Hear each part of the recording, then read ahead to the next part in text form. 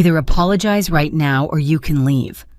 The words rang through the dining room with enough force to silence every conversation.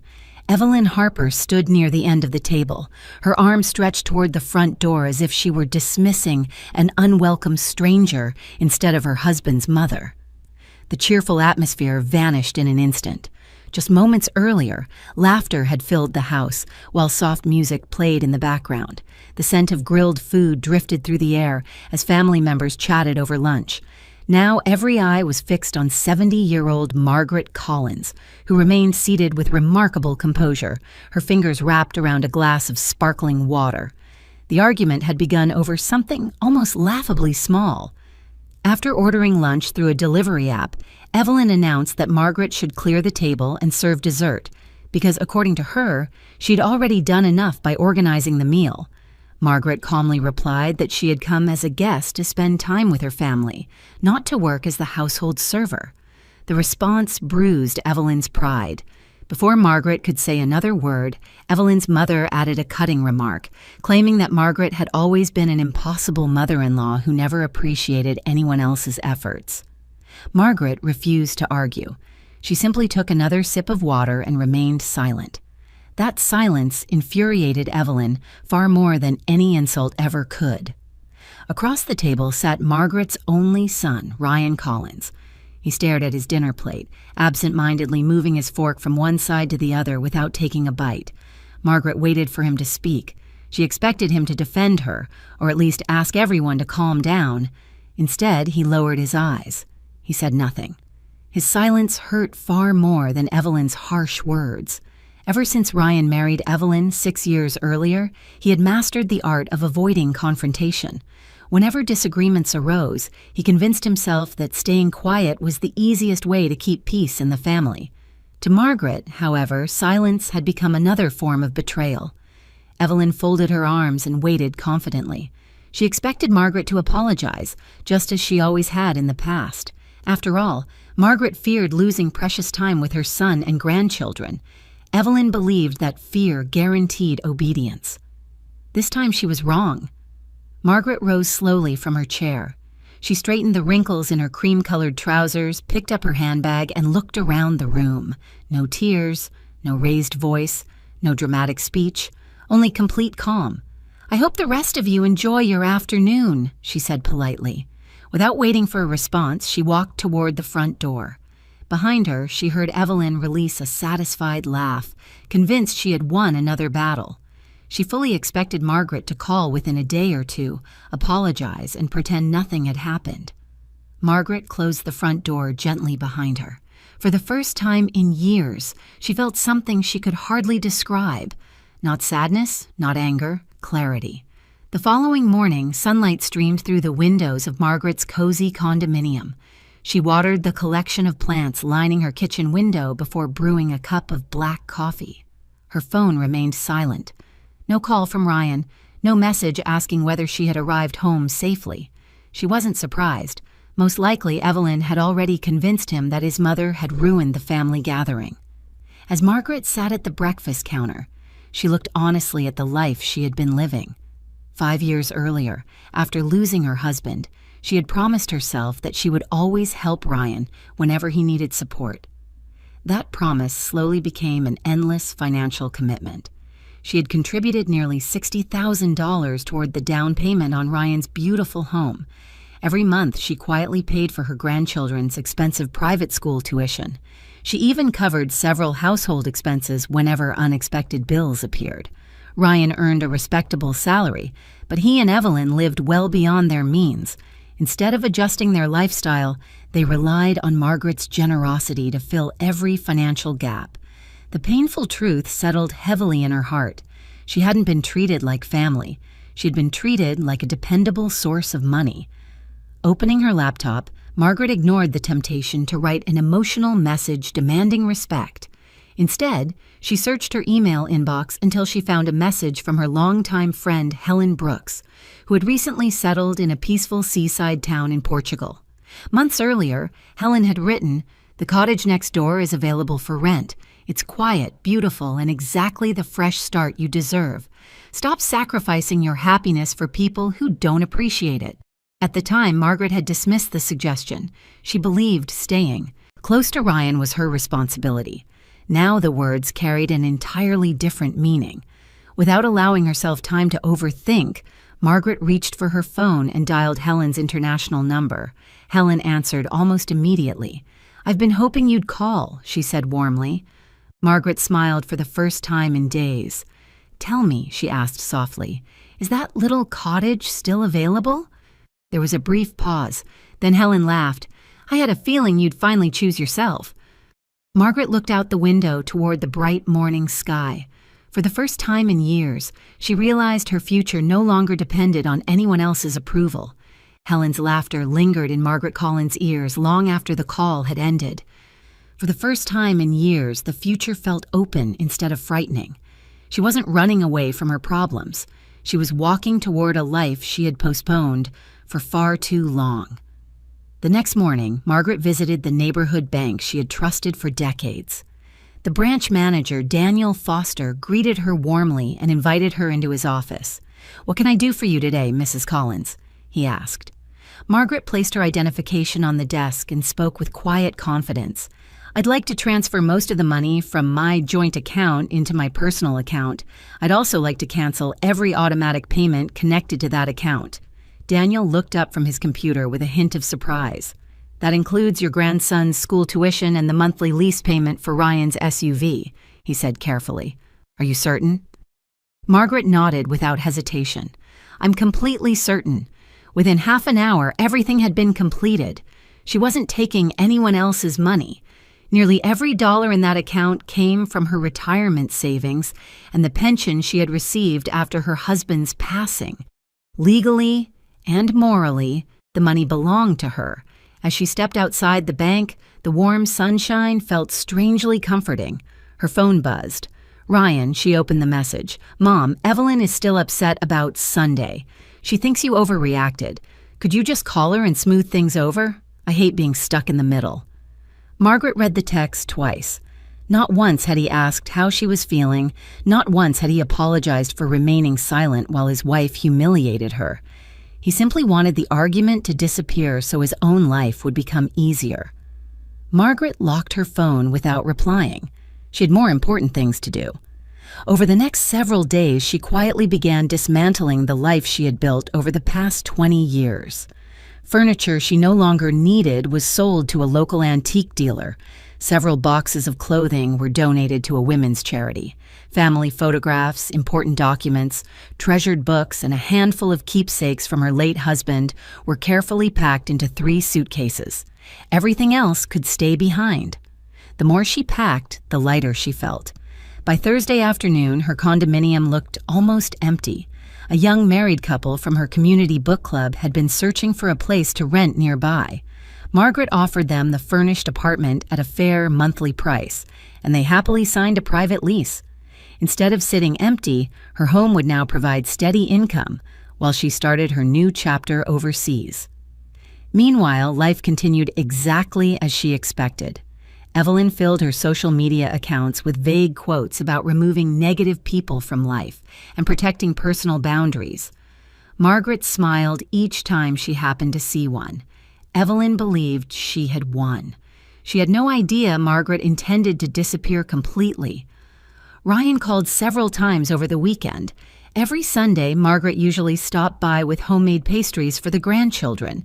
When she failed to arrive, he finally began to worry. His calls went unanswered. Margaret wasn't trying to punish him. She simply refused to return to a relationship where respect depended entirely on how much money she contributed. Late Sunday evening, she zipped her final suitcase shut and reviewed her travel documents. Flight confirmed. Passport packed. Rental agreement signed. Everything was ready. Early Monday morning, before leaving for the airport, Margaret made one final stop. She took a taxi to Ryan's house. She knew both Ryan and Evelyn would already be gone for work. Using the emergency spare key they had given her years earlier, she quietly unlocked the front door. The house looked exactly as she remembered. Children's toys covered the living room floor. Laundry overflowed from baskets. Dirty dishes crowded the kitchen sink. For years, she would have automatically rolled up her sleeves and started cleaning.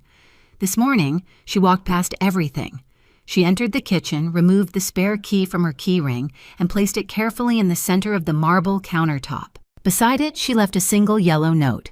"Here is your key. Take care of yourselves. Margaret."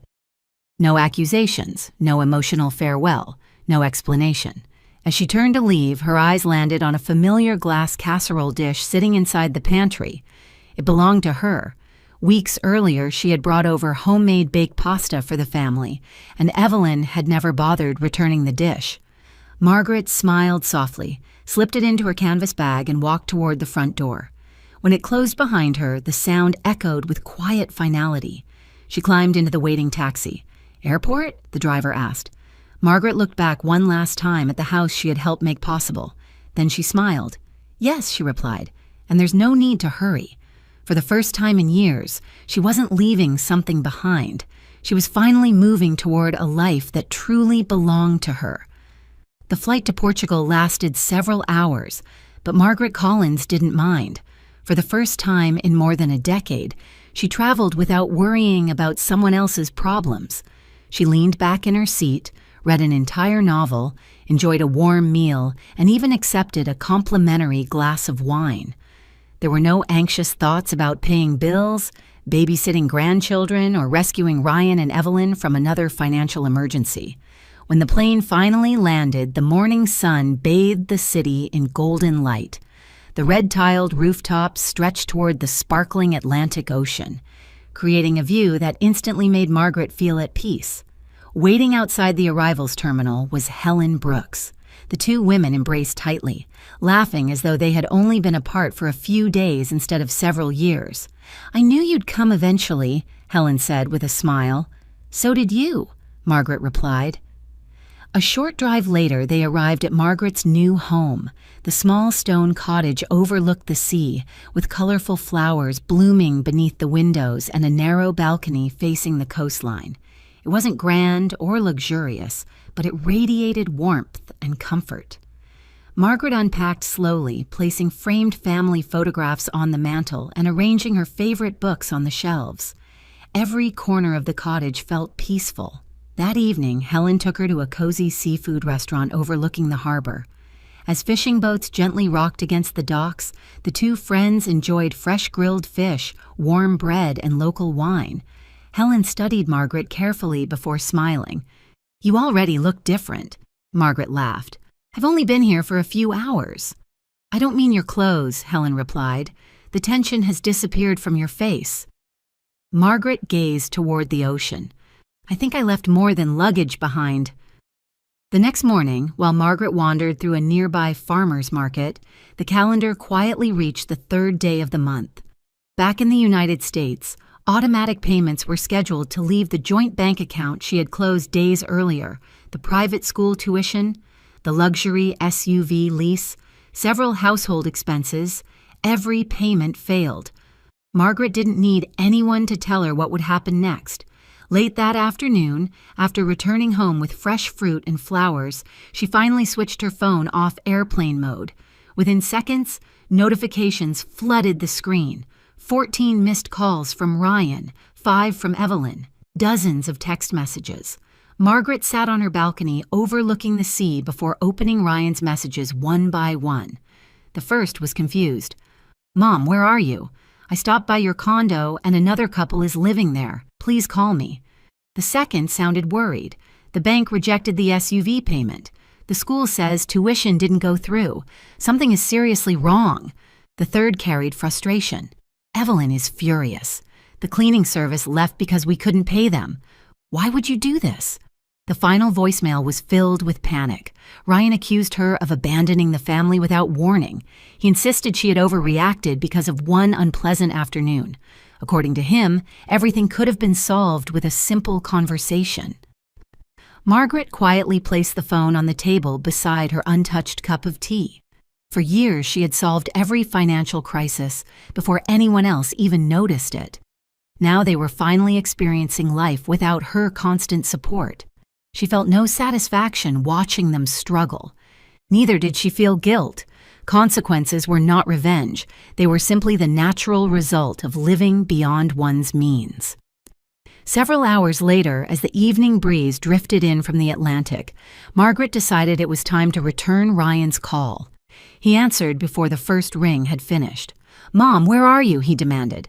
"The bank rejected everything. The school payment bounced, my car payment failed, and Evelyn doesn't understand what's happening." Margaret waited patiently until he stopped talking. Then she answered calmly, "I'm in Portugal." Silence. Ryan spoke again, almost whispering. "Portugal? Yes." "When are you coming home?" "I'm not." Another long silence followed. Ryan sounded completely stunned. "What do you mean you're not coming back? The children could lose their places at school. We need that money." Margaret looked out at the endless blue water stretching toward the horizon. "Ryan," she said gently, "those bills were never mine. They belonged to you and your family. I simply paid them because I loved you. But you've always helped us." "I know," Margaret answered, "and perhaps I helped for too long." Ryan's breathing became heavier. "You can't leave us like this." "I didn't leave you," she replied. "I simply stopped living your life for you." He tried to argue, reminding her that families were supposed to support one another. Margaret interrupted softly. "Support should never become dependence. You're nearly 40 years old. It's time to build a life you can afford without relying on mine." She paused before adding one final sentence. "I left your house key on the kitchen counter. Please don't ask me for money again." With that, Margaret ended the call.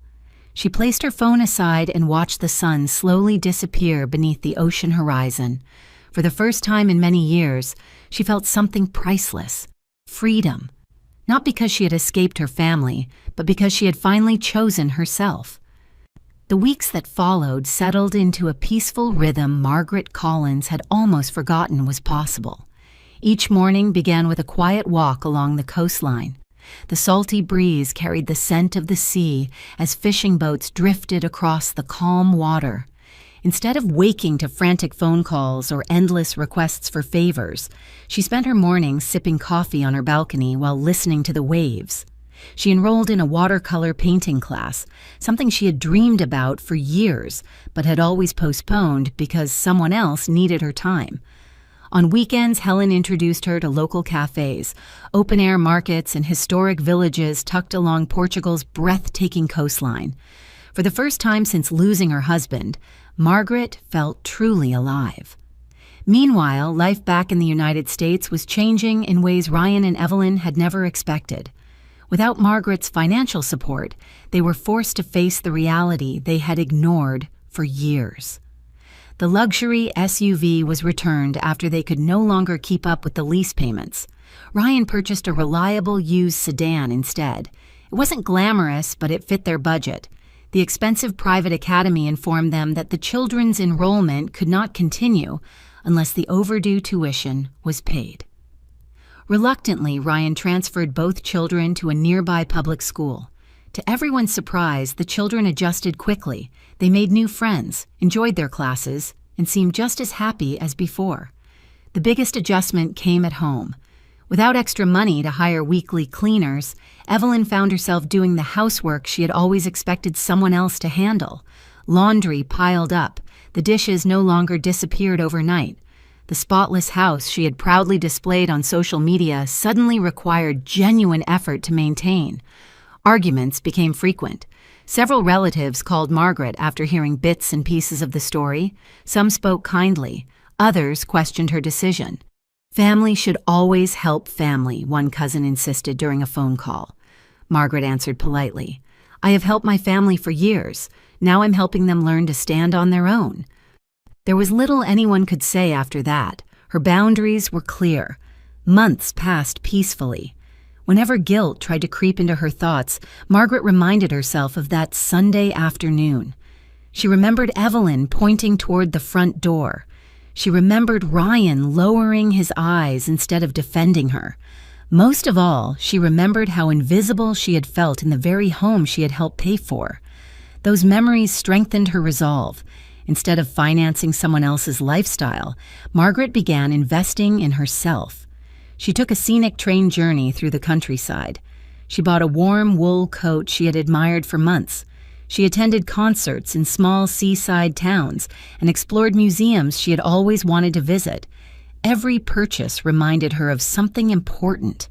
Her money represented decades of hard work shared with her late husband. It deserved to improve her own life, not support people who viewed her generosity as an obligation. Nearly 6 months after arriving in Portugal, Margaret's phone rang one quiet afternoon. Ryan. She hesitated before answering. His voice sounded different. There was no anger, no frustration, only exhaustion. After exchanging a few minutes of casual conversation about the weather and Margaret's new home, Ryan finally spoke from the heart. "Mom, I owe you an apology." Margaret remained silent, allowing him to continue. "I should have defended you that day. I should have stopped Evelyn before things went that far. Instead, I stayed quiet because I thought avoiding conflict would keep everyone happy." He paused. It didn't. Margaret closed her eyes. Listening was easier than speaking. Ryan continued. "I also took everything you did for us for granted. I never realized how much we depended on you until you were gone. These past months have been difficult, but they've taught me lessons I should have learned years ago." A gentle smile appeared on Margaret's face. It wasn't the apology she had expected. It was better. It sounded sincere. "I appreciate you saying that," she replied softly. There was another brief silence. Then Ryan spoke again. "The children miss you every day. I miss them too. We were hoping," Ryan said carefully, "that maybe we could visit you this summer." Margaret looked through her window at the sparkling blue ocean. She wanted to see her grandchildren more than anything. "I'd love that," she answered warmly. "There's a wonderful family resort only a few streets from my cottage. I'll send you the details so you can reserve a room." Ryan hesitated. "There is one more thing." Margaret already knew what he was about to ask. "Can Evelyn come too?" Margaret took a slow breath before answering. "Not yet." Her voice remained calm. "There are some wounds that need more time to heal. I'm happy to welcome you and the children, but I'm not ready to share my home with Evelyn." Ryan sighed quietly. This time he didn't argue. "I understand." After saying goodbye, Margaret placed her phone on the table and stepped onto her balcony. The ocean stretched endlessly before her. For the first time in many years, she understood that forgiveness and boundaries could exist together. She wished her son happiness, but she would never again sacrifice her own peace to create it. Summer arrived with bright skies, warm sunshine, and a gentle ocean breeze that drifted through Margaret Collins' little cottage every morning. The flowers on her balcony were in full bloom, and the sound of seagulls had become as familiar as the ticking of the clock in her living room. Life had settled into a peaceful routine. Every day reminded her that choosing herself had not been selfish, it had been necessary. One afternoon, an email appeared in her inbox from Ryan. Attached were the flight confirmations and hotel reservation for him and the children. As promised, they had booked rooms at the family resort a few blocks away instead of expecting to stay in Margaret's home. She smiled. For the first time in years, Ryan wasn't asking for a favor. He was respecting a boundary. A week later, Margaret stood outside the resort entrance waiting for them to arrive. The moment the children spotted her, they raced across the courtyard with joyful laughter. "Grandma!" Margaret opened her arms wide, tears filling her eyes as she hugged them tightly. "I've missed you both so much."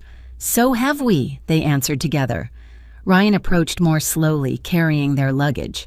For a brief moment, mother and son simply looked at one another. Neither of them needed grand speeches. Ryan stepped forward and embraced her. "I'm sorry," he whispered again. Margaret returned the hug. "I know." During the following week, they explored Portugal together. They wandered through colorful streets lined with historic buildings. They sampled fresh pastries from neighborhood bakeries. The children chased pigeons through old town squares, collected seashells along the beach, and begged Margaret to teach them how to paint watercolor sunsets. Each evening, Ryan walked his children back to the resort before returning to his room. Not once did he ask to stay at Margaret's cottage. Not once did he question the boundaries she had established. That quiet respect meant more than any apology ever could. One evening, while watching the sunset from a seaside cafe, Ryan finally spoke openly about the months after Margaret had left. "It was harder than I expected," he admitted. "I imagine it was. I blamed you at first," Margaret nodded. "I know. But eventually I realized I wasn't angry because you stopped helping us.